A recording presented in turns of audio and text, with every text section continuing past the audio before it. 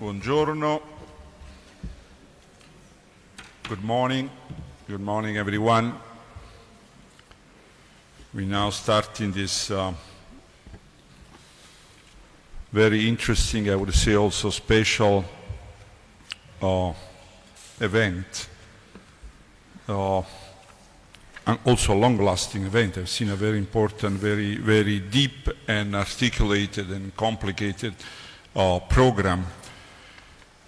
I must say, first of all, that it's an honor and it's a real pleasure for us to host this event because of the subject, because of the people involved, because of what Federico II, this university, is doing I would say, on the promotion of the patrimony, the archaeological, the cultural, monumental patrimony that we manage, that we hold.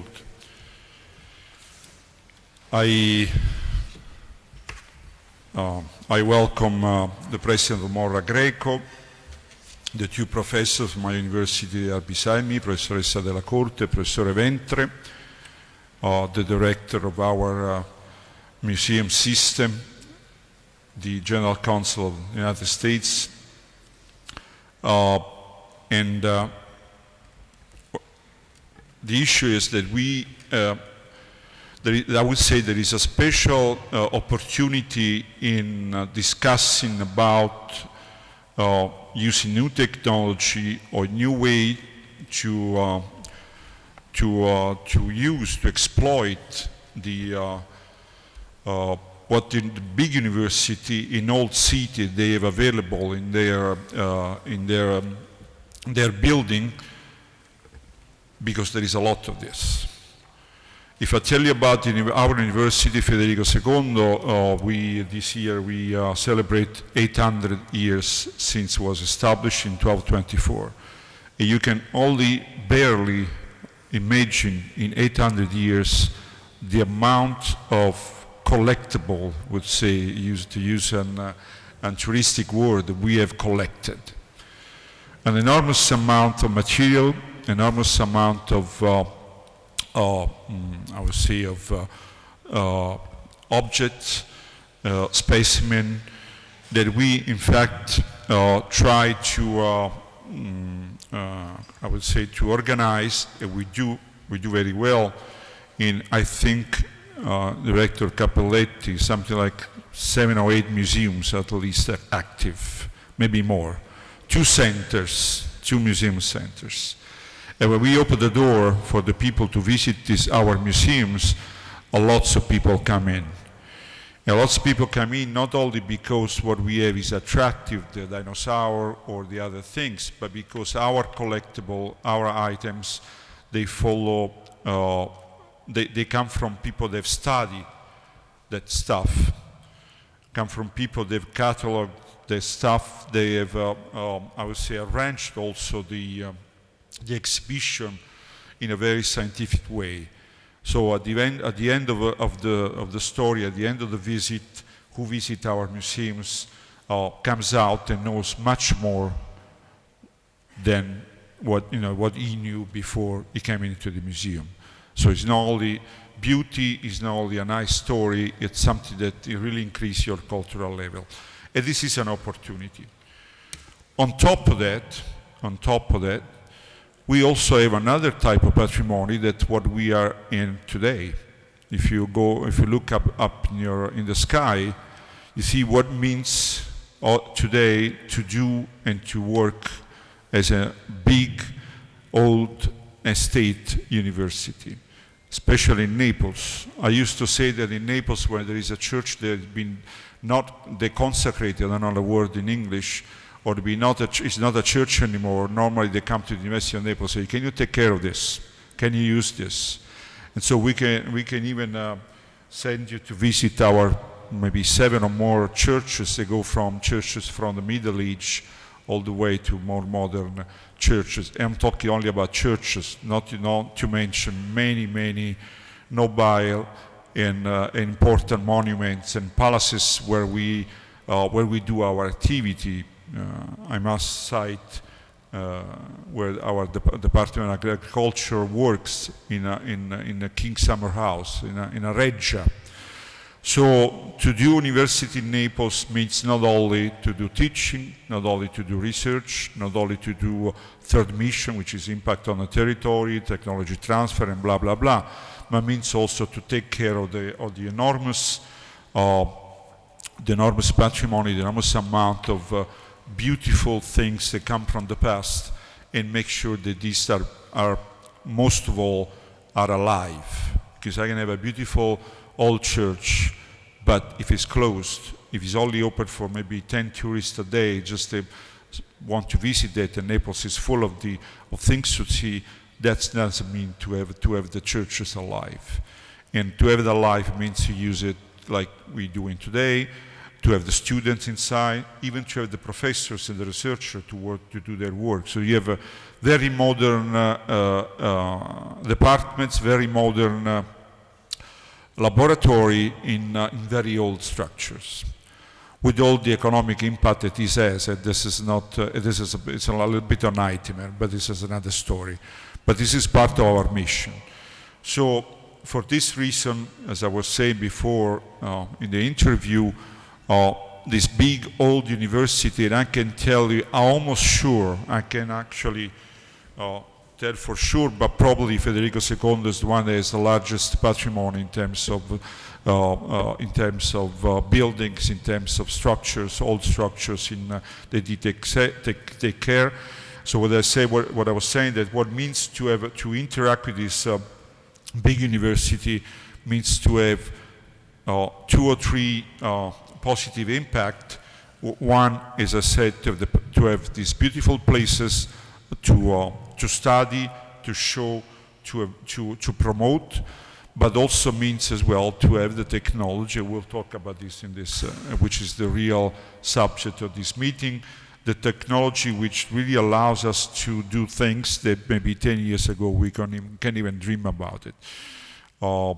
Technology then allows us to really to transform what we have from the past, what we take care of it, and something that becomes of use for everyone. First of all, becomes a way to increase the culture democratically for everyone, so everyone can really visit this.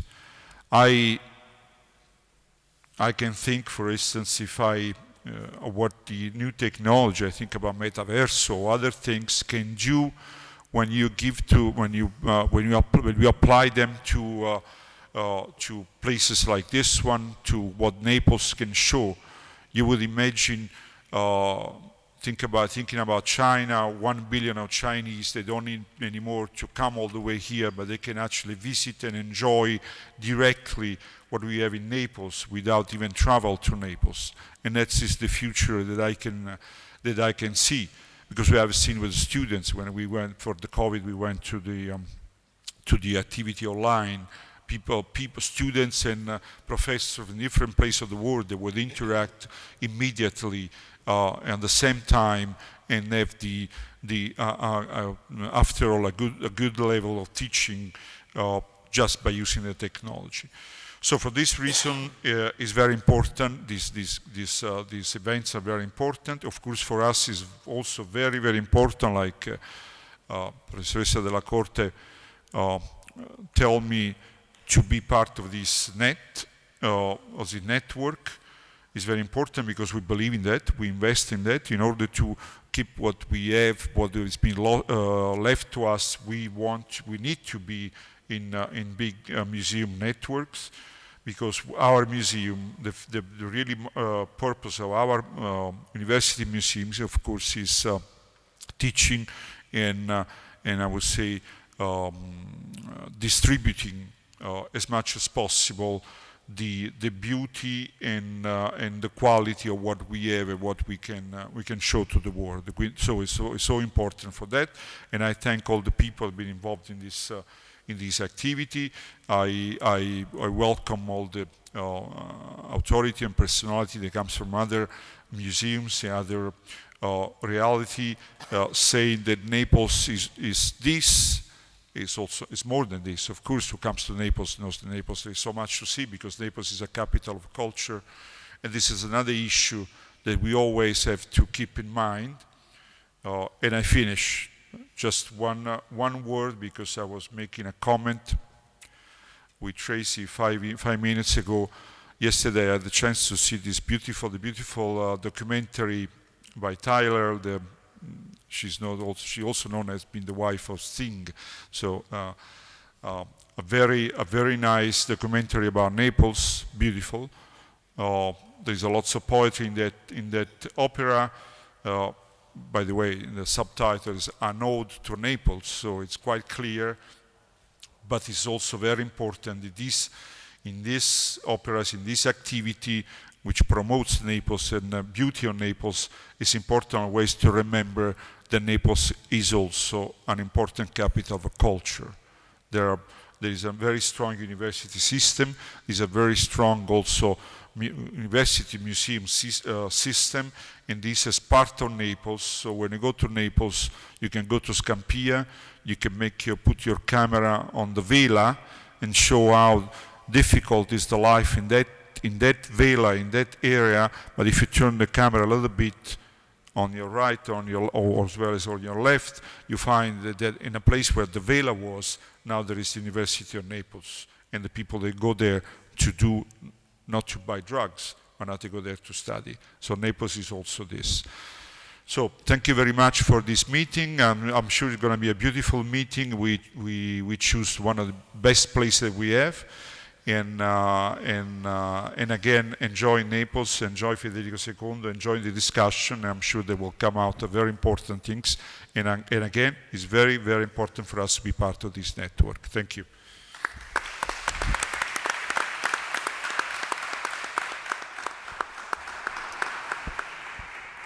Thank you, Rector Lorito. I'm Valentina Della Corte, the delegate for the 800 years in 2024. My task is to coordinate this opening of the very important day that is the Federico II Day. Let me give you just some hints to explain why we really were glad about the idea of organizing a Federico II Day within the EDI event.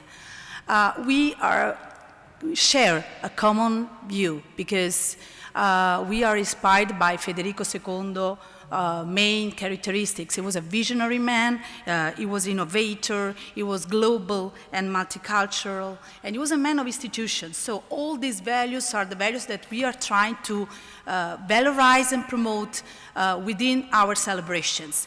The three main areas we are working on are the ones on culture, innovation, and sustainability. And within this, we are trying to valorize both the sides and all the scientific teaching and third mission activities that are connected with this. So we are trying to walk through 800 years of history with a great glimpse to the future, because our main aim is to prepare the community to the next 800 years. Within the celebrations, we also have a specific project within which this event is located, that is Live Federico II, and it's mainly based on experiential approaches in innovation. So inside this project, we have an inspiration that is being discovering, learning, and experiencing, that is made up of different activities that go through itineraries that we are working on together also with other organizations like the FAI,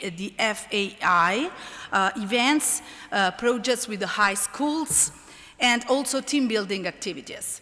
So the great stuff is that today we can share and discuss together what are the really drivers for the future with a great attention to two themes that are synthesized in culture, that are cultural heritage and education. So let me ask, first of all, Dr. Morra Greco, the head of the foundation, with which Federico II University just signed an overall agreement, because this is just the start of a very profitable and challenging interaction between the two organizations. Why did you decide to promote the EDI event, and why this partnership with Federico II University? Yeah, thank you very much for inviting us here, naturally, and thank you, Sludin, for the brilliant discussion. The idea of EDI was came up after 20 years of activity of the foundation. We have run 20 years of exhibition, so we were deeply in the exhibition, in the art world, and the education was not really underlined sufficiently. After all this year, the question were why continues in this direction without, be much more useful, I would say, to the audience in general.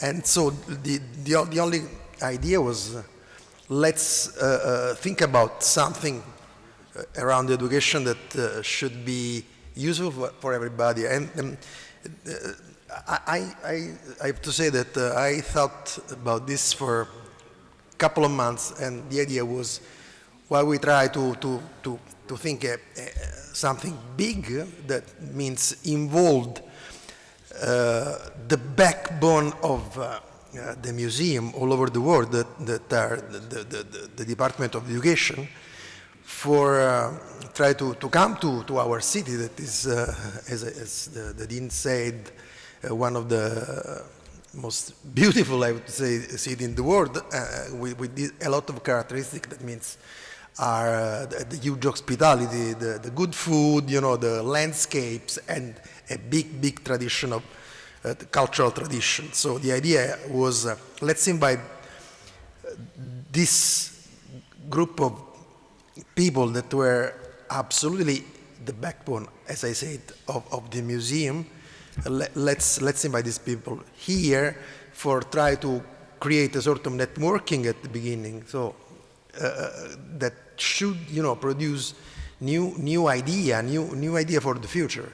And naturally, we at the beginning we thought, let's also run a project and a program that should also create some inspiration to the people that comes. So the inspiration came up from people that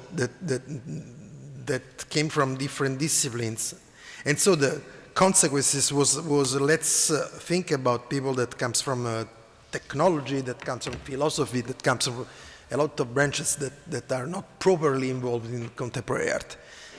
And so, why Federico II? First of all, because it was my university. I get a degree in medicine here, and so this is the first reason. Second, because naturally is one of the hugest university in Italy for sure, and is the university of my city. And so it's clear that this is the first reason.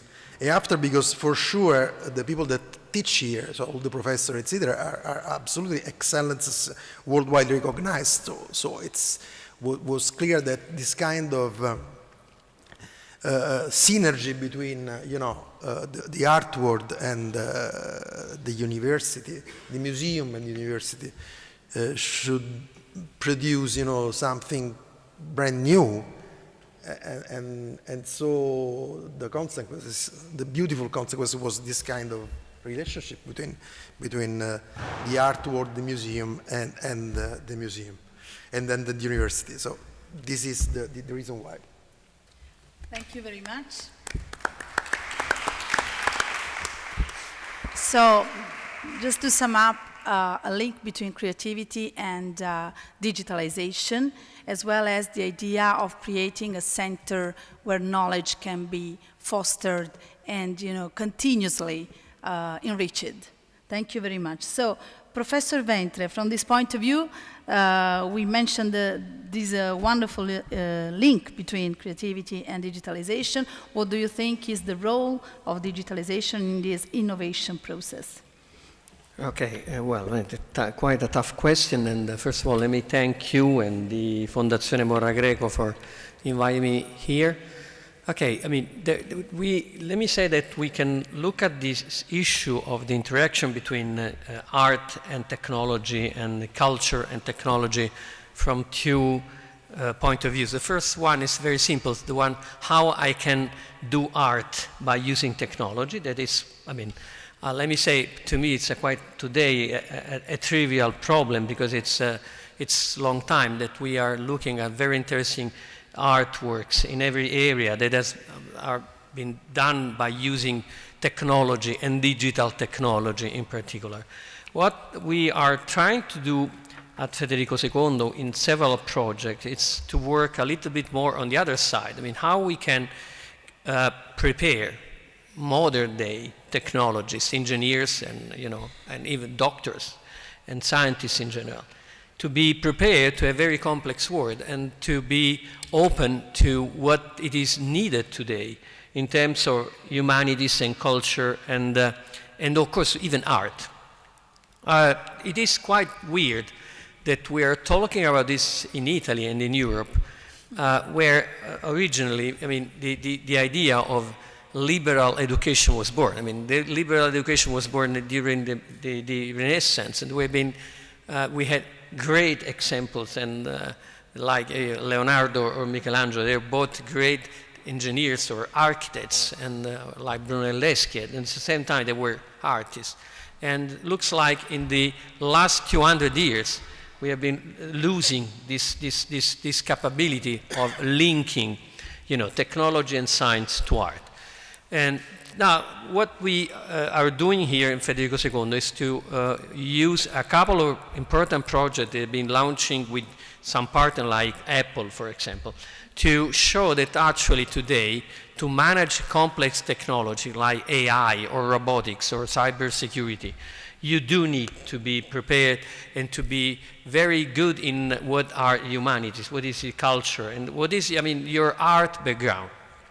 In particular, just to give you a few information, in the Apple Developer Academy, we choose not to focus mainly on the IT and the digital technology, but we try to open up and to put inside the curriculum of this professional that we want to form, we call developers. No, they are not coders, we call developers.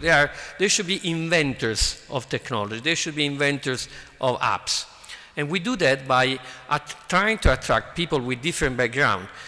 Today, we have 50% of our students indeed came from a STEM background, like computer science, computer engineering, or technology in general. But the other part of the student came from very different background, from social science, communication, or design, architecture, economy. And this is very important because it's in one sense, this diversity in background allows us to create groups of students that they can, when they work on their own projects inside the academy, are capable of inventing new things with a different point of view. So they are not limited to the digital aspect, to the technology aspect, but they are much more oriented in considering different aspects. First of all, for example, accessibility, usability, or even, the way an app can solve a problem. And we not only do that in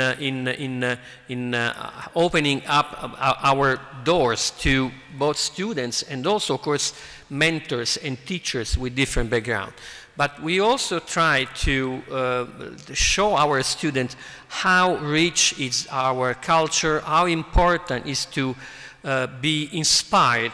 And in this very place, we used to have a very nice hackathon that every year we do an hackathon with our students, and one of the hackathon that we had, we had several inside the Museo di Capodimonte, and one we held here. It was impressive to look at 200 students hacking projects in real time for 2 days, and to work here and to look around and to hopefully to get inspired by the beauty of these places.